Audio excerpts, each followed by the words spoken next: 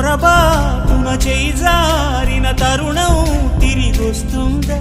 ప్రతి పూటొక పుటలా తన పాఠం వివరిస్తుందా?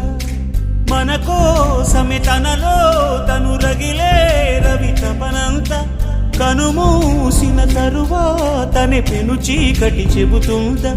కడతేరని పయనాలెన్ని, పడదోసిన ప్రణయాలెన్ని అని తిరగే ఛాయా చరిత పుటలు, వెను చూడక ఉరికే కథలు, తమ ముందు తరాలకు స్మృతుల చితులు అందించాలా ప్రేమికులు. ఇది కాదే విధిరాత,